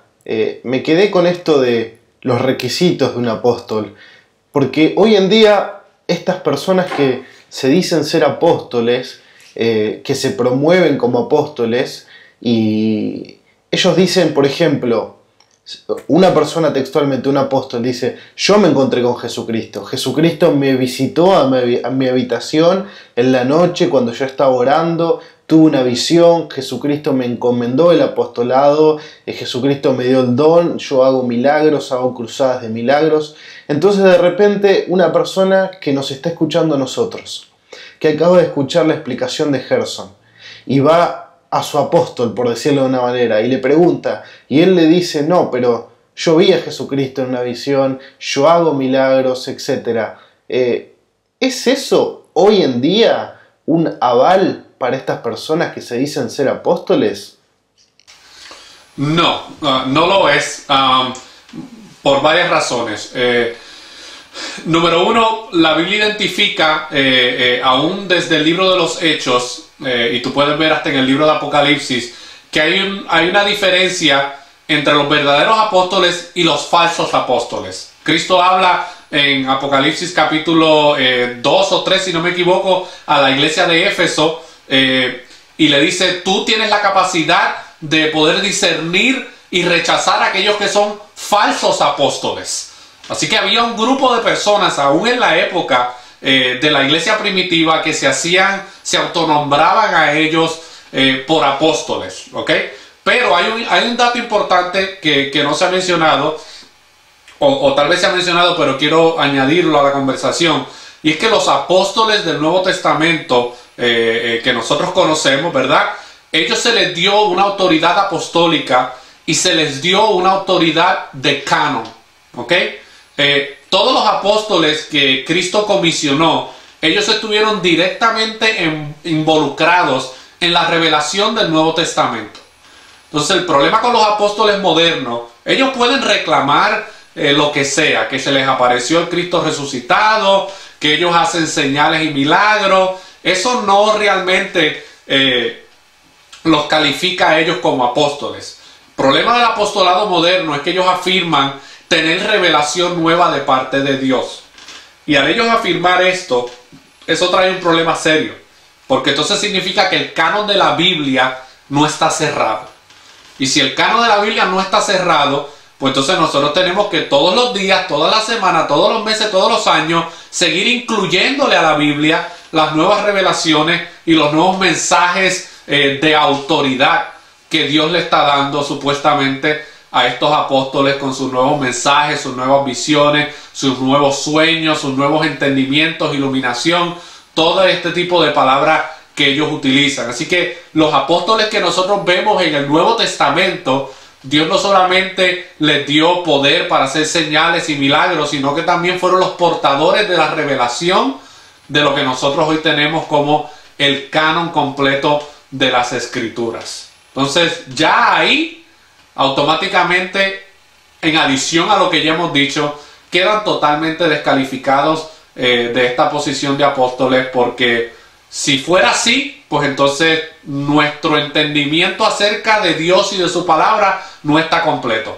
Necesitamos entonces pegarle, después de Apocalipsis, tenemos que pegarle segunda de Pancho Pistolas 3.15, segunda de San Cocodrilo 4.10, porque todo eso es revelación nueva y tiene la misma autoridad que tiene la autoridad del Nuevo Testamento. Jorge, me quedo con vos, sigo con vos. Estaba pensando cuando vos hablabas de esta gente que se dice que ellos se mueven en lo profético, como que ellos tienen un entendimiento mayor que el común de la gente cristiana. Ellos son como una élite, ellos son como unos superpoderosos, por decirlo de una manera, que han recibido algo que la gente no tiene, que han recibido una unción, ellos dicen unción nueva, una unción fresca, algo como si la unción de los cristianos se hubiera vencido con el tiempo. Ellos dicen que hay un nuevo mover de Dios y que Dios los está usando a ellos para traer nuevas revelaciones a la iglesia. Incluso hay escuelas de profetas donde vos podés registrarte, pagar una matrícula y aprender a ser un profeta y a moverte en lo profético. Incluso podés pagar para tener cobertura espiritual de apóstoles y profetas, para que como ellos prosperan económicamente, no me quiero meter todavía en el tema de la prosperidad porque vamos a dedicar un bloque a eso, pero así como ellos se mueven y fluyen en este nuevo mover del Espíritu Santo, otros, pagando y aprendiendo de ellos, pueden llegar a ese nivel. ¿Qué me podés decir de todo esto de escuelas de profetas, de coberturas apostólicas? Bueno, definitivamente este nuevo mover apostólico y profético es algo bastante moderno. Tal vez tiene como unos 40, 50 años de historia. Yo le llamo el virus apostólico y profético, o la apostolitis aguda, o la profetitis crónica. Y es un problema que esto ha alcanzado niveles mundiales, no solamente en Latinoamérica y en el mundo hispano. Si nosotros vemos en el Nuevo Testamento, nosotros vemos que en ningún momento, por ejemplo, si tomamos el caso del apóstol Pablo, que fue uno de los apóstoles que Dios utilizó de una manera bastante grande para traer la revelación, ¿verdad?, del Nuevo Testamento que tenemos, fue el que más libros escribió, inspirados por el Espíritu Santo. El apóstol Pablo nunca promocionó esta situación de escuelas proféticas. Él nunca comisionó a otros apóstoles. Eso es un dato bien importante. El apóstol Pablo nunca comisionó a otros discípulos de él o a otras personas que tal vez creyeron en el evangelio por medio de él, y a lo mejor él hasta inclusive los puso en iglesias a trabajar. Nunca los comisionó ni les dio cobertura apostólica. Esto es una práctica moderna, es un lenguaje moderno que viene con todo este movimiento. No tiene veracidad a través de la historia de la iglesia, pero está trayendo mucha confusión dentro del pueblo de Dios. Pero mira, hay un pasaje bien importante, porque tú mencionaste algo, y es que este mover de apóstoles y profetas nuevos, ellos están como en un nivel mucho más alto que el resto de la comunidad, ¿verdad? Y esto no es nada nuevo. Esto tú puedes, si vas a la historia de la iglesia, tú puedes encontrar que los gnósticos también tenían esa misma actitud. Ellos tenían esta actitud de que ellos habían recibido una gnosis, un conocimiento especial que los ponía a ellos a otro nivel más alto que todos los demás. Y esto es un problema que Juan, en su primera epístola, tiene que lidiar con él. Y hay un pasaje que Juan cita, hablando, ¿verdad?, en el contexto del anticristo. Dice que han surgido muchos anticristos, pero en esto conocemos que es el último tiempo. Hablando también de los falsos maestros, dice: salieron de nosotros, pero no eran de nosotros, porque si hubiesen sido de nosotros, habrían permanecido con nosotros, pero salieron de nosotros para que se manifestase que no todos son de nosotros. Pero miren lo que dice acerca de la unción, porque esto es un vocabulario muy común en estos movimientos, donde el apóstol y el profeta es el que derrama la unción o te imparte la unción, y solamente se le imparte a unos específicos, ¿verdad?, a sus escogidos, a los que están más cerca de él. Yo le llamo a los alcahuetes del error, porque son los que le alcahuetean. Eso es una palabra en Puerto Rico, que es como la persona que promociona todo lo que hace, no importa que sea o no sea bíblico, o que esté bien o que no esté bien. Pero mira lo que dice Juan, hablándole a este grupo de creyentes, que él le escribe. Dice: pero vosotros tenéis la unción del Santo y conocéis todas las cosas. No os he escrito como si ignoraseis la verdad, sino porque la conocéis y porque ninguna mentira procede de la verdad. ¿Quién es el mentiroso sino el que niega que Jesús es el Cristo?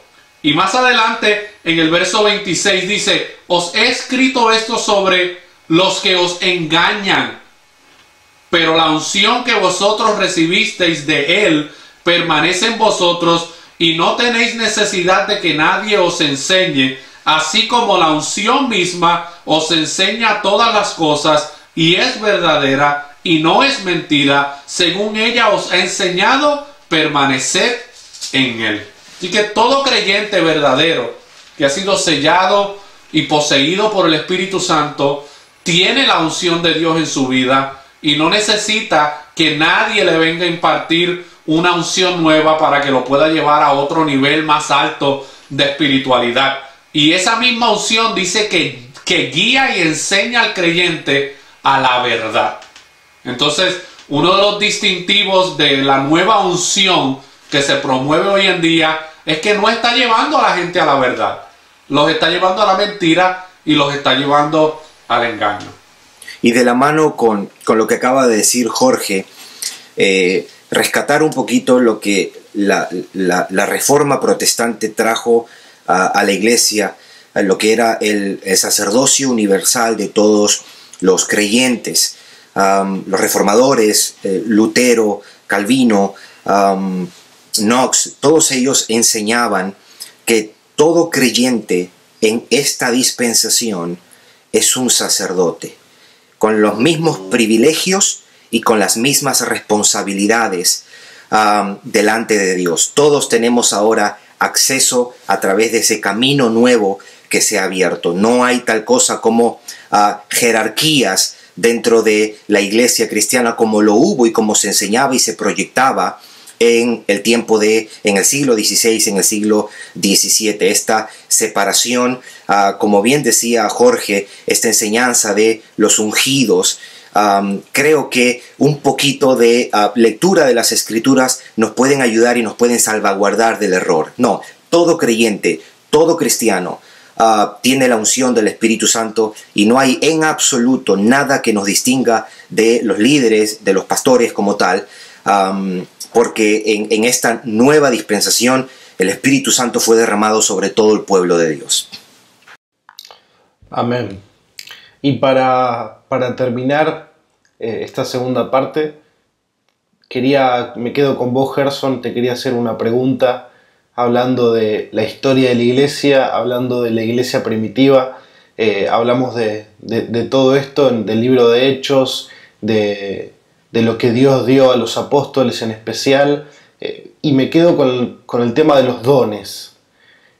¿Qué dones y cómo fueron los dones de la época del apóstol Pablo, de los apóstoles del libro de los Hechos? Esos dones que Dios dio, ¿son vigentes hoy en día? ¿Qué dones sí, qué dones no? ¿Cómo podemos saber eso?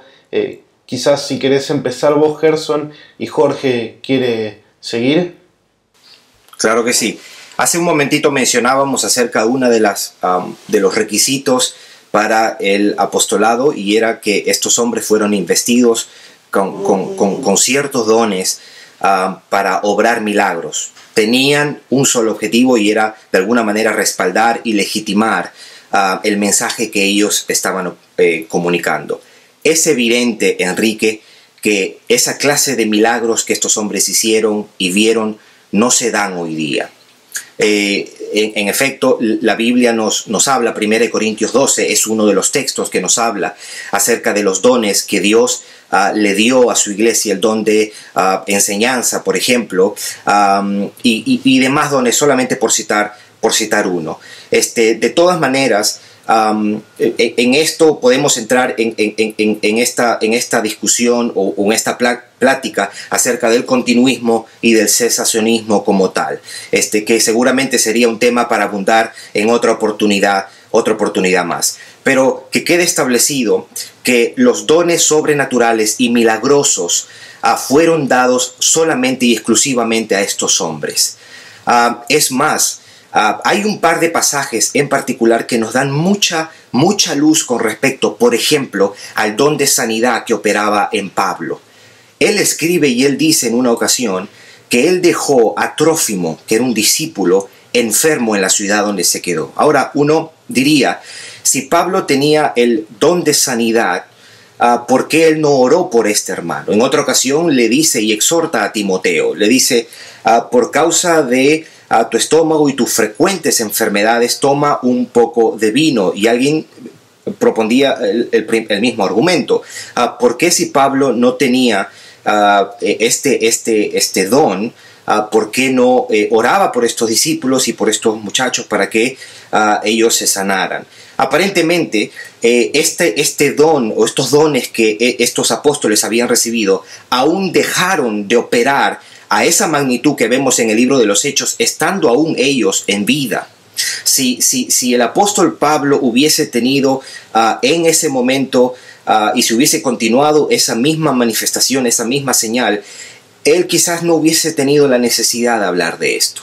Entonces, queda claro que no tenemos en la misma medida, en la misma magnitud, en la misma dimensión, Enrique, esa clase de dones, esa clase de señales, de prodigios, como se dio en los apóstoles del Nuevo Testamento. Sí, obviamente, como dijo Gerson, pues en la actualidad, y quiero enfatizar eso, existe pues las dos corrientes que son las más que predominan hoy en día, que es el cesacionismo y el continuismo. Y eso obviamente llevaría una mini conferencia más para poder hablar de todo lo relacionado a ese tema. Pero hay un dato bien importante en este asunto, adicional a lo que menciona Gerson, y es que luego de la muerte de los apóstoles, si nosotros vamos a la historia de la iglesia, y hay mucha gente que dice, pero es que la historia de la iglesia no es la autoridad del canon, y es verdad. La historia de la iglesia, personajes como Juan Crisóstomo, Agustín, Ignacio, lo que ellos escribieron no tiene inspiración como lo tienen las escrituras, ¿ok? Pero si la vigencia de estos dones hubiese seguido de la manera en que se veía en el libro de los Hechos y en los primeros años de la iglesia, si eso fuera una situación continua, pues obviamente nosotros viéramos en los escritos de estos personajes donde ellos testificarían de la vigencia de estos dones. Pero mira, les voy a leer aquí algunos fragmentos de cosas que escribieron muchos de estos personajes después de la era apostólica en relación al asunto de la cesación o la continuidad de los dones. Ahora, creo que hay que hacer una distinción, y es que hay diferentes dones que Dios dio, pero específicamente a los que nos estamos refiriendo son a los dones milagrosos, como el de profecía, lenguas y señales, milagros y prodigios y sanidades. Ahora, un mal concepto que se tiene hoy en día de aquellos que sostienen la posición cesacionista es que Dios no sana hoy. Eso no es lo que el cesacionismo afirma. El cesacionismo afirma que Dios puede hacer lo que quiera, cuando quiera, con quien quiera y como quiera. Dios sana hoy. Dios todavía puede hacer milagros y lo más probable está haciendo milagros que nosotros a lo mejor no sabemos ni nunca nos vamos a enterar. Lo que el cesacionismo sostiene es que no hay personajes hoy en día, creyentes o líderes hoy en día, que tengan los dones de una manera permanente como lo tuvieron los apóstoles en un momento dado en la historia de la iglesia. Le guste o no le guste a los cristianos modernos de hoy, la historia de la iglesia confirma y verifica muchas cosas que nosotros podemos encontrar en el Nuevo Testamento. Pero por ejemplo, Agustín de Hipona, hablando acerca de la cesación de estos dones milagrosos y prodigiosos, dice: en los tiempos más antiguos, refiriéndose a la época de la iglesia primitiva de los apóstoles, el Espíritu Santo descendió sobre los que creyeron y hablaron en lenguas que no habían aprendido, según el Espíritu les daba que hablasen. Estas fueron señales adaptadas para ese tiempo, porque había esta proclamación del Espíritu Santo en todas las lenguas, idiomas, para mostrar que el Evangelio de Dios iba a ser comunicado a través de todas las lenguas sobre toda la tierra. Esto se hizo por señal y terminó. ¿Por qué? ¿Quién espera en estos días que las personas sobre quienes se imponen las manos para que reciban el Espíritu Santo deben inmediatamente empezar a hablar en lenguas? Pero se entiende que invisiblemente e imperceptiblemente, a causa del vínculo de la paz, el amor divino es inspirado en sus corazones para que puedan ser capaces de decir: porque el amor de Dios ha sido derramado en nuestros corazones por el Espíritu Santo que nos fue dado. Tenemos otro personaje como Teodoreto de Ciro, que dice: en otros tiempos, los que aceptaron la predicación divina y que fueron bautizados para su salvación, se les dio señales visibles de la gracia del Espíritu Santo que actuó en ellos. Algunos hablaron en lenguas que no conocían y que nadie les había enseñado, mientras que otros realizaron milagros o profetizaron. Los corintios también hicieron estas cosas, pero no utilizaron los dones como debieron haber hecho. Estaban más interesados en presumir que en usarlos para la edificación de la iglesia. Incluso en nuestro tiempo de gracia se otorga a los que son considerados dignos del santo bautismo, pero no podría tomar la misma forma que tomó en aquellos días. O sea, en otras palabras está diciendo, Dios todavía hace milagros y puede traer sanidad a una persona, pero no está pasando de la manera en que pasó en la iglesia primitiva. Martín Lutero dijo algo, Martín Lutero dijo algo bien importante acerca de este asunto de la cesación. Estamos hablando de unos 1400, 1500 años después de la época de la era apostólica. Dice: en la iglesia primitiva el Espíritu Santo fue enviado en forma visible. Él descendió sobre Cristo en la forma de una paloma. Martín Lutero dijo, unos 1500 años después de la era de la iglesia primitiva, dijo: en la iglesia primitiva el Espíritu Santo fue enviado en forma visible. Él descendió sobre Cristo en la forma de una paloma y en semejanza de fuego sobre los apóstoles y otros creyentes. Este derramamiento visible del Espíritu Santo era necesario para el establecimiento de la iglesia primitiva, como lo fueron también los milagros que acompañaron el don del Espíritu Santo. Pablo explicó el propósito de estos dones milagrosos del Espíritu en 1 Corintios 14, 22. Dice: las lenguas son por señal, no a los creyentes, sino a los incrédulos. Una vez que la iglesia se había establecido y anunciado debidamente por estos milagros, el aspecto visible del Espíritu Santo cesó. Y luego, para terminar, dice: cada vez que escuches a alguien presumir de que tiene algo por inspiración del Espíritu Santo y que no tiene fundamento en la palabra de Dios, no importa lo que sea que diga, dile que es obra del diablo. Y hay una clara evidencia a través de la historia de la iglesia, donde la iglesia entendió por la evidencia, no simplemente por capricho, sino por la evidencia de que no había nadie que tuviera estos dones de la manera en que los apóstoles lo tuvieron. Ahora hay un asunto moderno donde entonces todo el movimiento carismático pentecostal afirma la vigencia de todos estos dones. Pero ya eso es un tema bastante complejo y bastante largo. Muchas gracias, Gerson. Muchas gracias, Jorge, por este bloque que hemos hablado y desmenuzado desde la guerra espiritual, el apostolado, los dones. Vamos a terminar, y para terminar quisiera, Gerson y Jorge, les voy a pedir que den un consejo breve, quizás una oración o una oración breve de decir: Gerson, un joven está escuchando esto y tiene convicción de que por ahí él no está viviendo un cristianismo verdadero. ¿Cuál es tu consejo para ese joven? Breve. Y Jorge, para vos, un pastor. Un pastor está viendo esta charla, no ha tenido una formación y de repente ahora empieza a ver cosas que él estaba predicando, que él estaba enseñando o que él estaba valorando, que no son las que las escrituras valoran. Un breve consejo para ese pastor. Gerson. Claro que sí.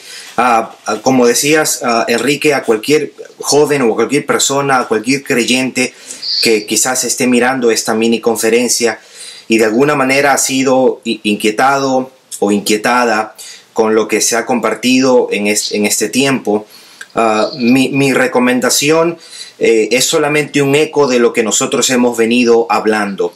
Es volcarnos a las Escrituras, a corroborar mis convicciones, probar mis convicciones a la luz de la palabra de Dios. Estamos viviendo en un tiempo de mucha dicha con respecto a la información teológica y bíblica, porque está disponible a cualquier persona, a cualquier creyente. Usted puede entrar en el internet, usted puede entrar a las redes sociales y de alguna manera puede encontrar la información que quizás hace unos 30, 40 años no había en tanta abundancia y tan fácil de adquirir. Mi llamado es despertar y es correr a las Escrituras, es corroborar si estoy en el lugar donde se nos están enseñando las verdades bíblicas, la sana doctrina, la pureza en un lugar donde la pureza del Evangelio es predicado, sin removerle nada y sin añadirle nada.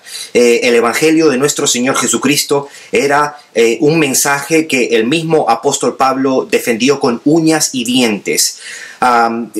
Enfrentó a las falsas enseñanzas, a los falsos maestros. ¿Por qué? Porque él entendía que era allí donde Dios se había manifestado, donde Dios se había revelado. Es a través del Evangelio que Dios convierte a las personas, es a través del Evangelio que Dios trata con su pueblo, es a través del Evangelio que Dios santifica a su pueblo, a sus hijos. Y ese es mi llamado, volcarse a las Escrituras, a preguntar, a mirar, confrontar con la palabra de Dios si es que todo lo que yo estoy creyendo tiene base bíblica, y seguramente algo muy bueno va a salir de esa inquietud, algo muy bueno va a salir de esa empresa de buscar en las Escrituras. Para terminar solamente, la Reforma Protestante nos dejó una de sus grandes herencias, es lo que tiene que ver con la sola Escritura. Ellos tenían un postulado, el postulado de la suficiencia de las Escrituras. Solo en la palabra de Dios se encuentra todo lo que Dios le ha comunicado al hombre en materia de fe y de práctica, y es ella la que nos dicta a nosotros todo lo que tiene que ver con nuestra fe y con la práctica cristiana. Y ese es llamado para todas las personas que nos están escuchando a volver a las Escrituras, porque en ellas solamente está la autoridad de Dios. Amén. Para mí nuevamente ha sido gran bendición el poder compartir estos temas que hemos dialogado en estas varias horas. Cualquier cosa que yo pueda aconsejarle a un pastor que esté en el ministerio ahora mismo, como me encuentro yo no quiero dar mi propia opinión o basar mi consejo basado en mi propia experiencia. Yo creo que el mejor regalo que yo le puedo dar para aconsejar a un pastor que realmente está comprometido con Dios, pero que ha sido partícipe o ha estado envuelto en alguna de estas enseñanzas que hemos hablado en esta noche, o ha participado inclusivemente, o ha llevado a su iglesia a participar de alguna de estas enseñanzas y de estas prácticas. Yo creo que el mejor consejo que yo le puedo dar se encuentra en las Escrituras. Y yo le voy a dar el consejo que le dio Pablo a Timoteo en 1 de Timoteo capítulo 4. Y dice lo siguiente: te encarezco delante de Dios y del Señor Jesucristo, que juzgará a vivos y a los muertos en su manifestación y en su reino, que prediques la palabra, que instes a tiempo y fuera de tiempo, redarguye, reprende, exhorta con toda paciencia y doctrina. Esa palabra muy rechazada hoy en día. Porque vendrá tiempo cuando no sufrirán la sana doctrina, sino que teniendo comezón de oír, se amontonarán maestros conforme a sus propias concupiscencias, y apartarán de la verdad el oído y se volverán a las fábulas. Pero tú, sé sobrio en todo, soporta las aflicciones, haz obra de evangelista, cumple tu ministerio. Si tú como pastor quieres cumplir el ministerio que Dios te ha dado, si es que Dios te lo ha dado, tú tienes que predicarle el evangelio a aquellos que Dios ha puesto a tu cargo. Tú tienes que redarguir, exhortar y reprender con sana doctrina. Pero primero tienes que conocer la sana doctrina para poder hacer diferencia entre la falsa doctrina y puedas alimentar a la grey que Dios te ha dado, para que la puedas apacentar con la única herramienta y el único alimento que Dios le ha dado a la iglesia para que ésta pueda ser edificada. Amén. Te agradecemos a vos que estás del otro lado mirando la mini conferencia. Así cerramos esta segunda parte de la mini conferencia, las falsas doctrinas en la iglesia en Latinoamérica. Si tenés alguna duda, alguna sugerencia, alguna pregunta para Gerson, para Jorge, quizás si sos un pastor que tenés convicción a través de esta mini conferencia, podés escribirnos a contacto@sdejesucristo.org o también a través de nuestras redes sociales en Facebook y Twitter. Sin más, agradecemos a Dios por este tiempo, a Gerson, muchas gracias, Jorge, y nos vemos en la tercera parte de esta mini conferencia. Muchas gracias.